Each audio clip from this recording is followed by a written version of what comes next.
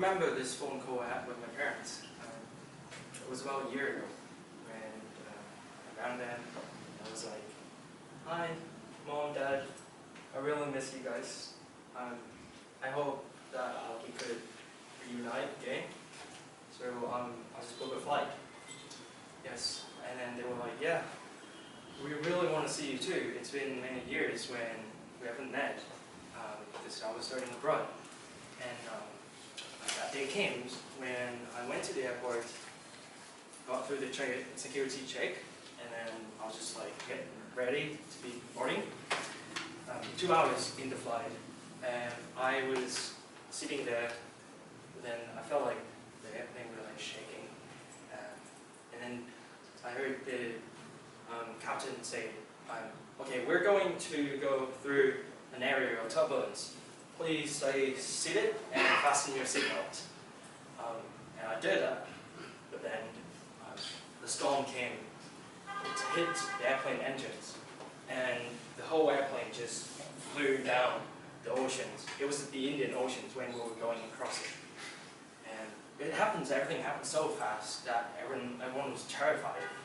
I was holding to my dear life with the seatbelt on, and the morning after, I woke up only to realize it was just only me floating in the middle of the sea. There was nobody there. I was just laying on this piece of metal from the airplane crash. But then far away, I saw this island with the hope that, well, I could go back home, that I love them. So I will really want to go to that island, find somebody so I could contact the emergency and get them back to me home. So I went to that island. There wasn't anybody at all. There wasn't any sign of humans. My hope was lost.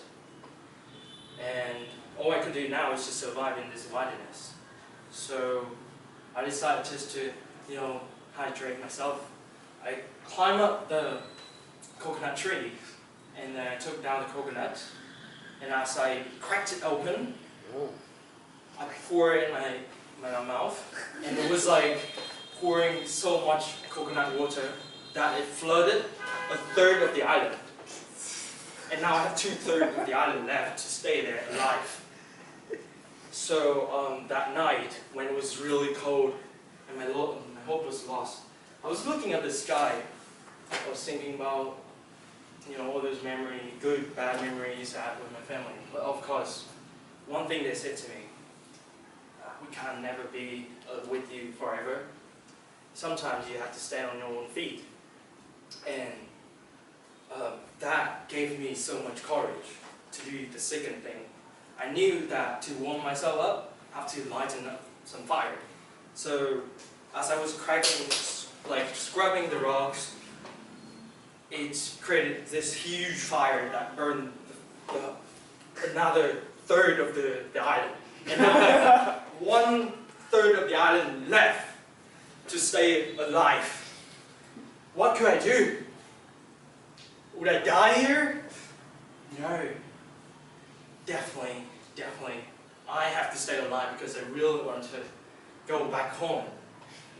So I use all my intelligence, right? So here, where it is the Indian Oceans, right? So it must be about 4 hours away from the airplane crash.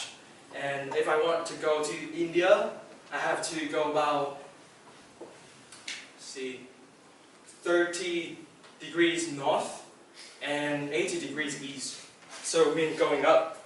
So I built like this raft with all the tree branches. So that last bit of the island was gone. Now I'm on the raft, literally in the middle of the oceans. So I was paddling. The wave was hitting me, and I was trying to hold on to the paddles. I was just doing it really quickly and with so much effort. And this time, I finally arrived to India, where they saved me. It was a lot of nights and days when I was tired. I almost fell off the raft, but I picked myself up again. When I was burning my skin because of the sun, but then it didn't matter, because I knew that at the end I had enough strength to go back home. And my takeaway from you is love is strength, is hope and courage. So please, we can do the impossible if we have love. Thank you.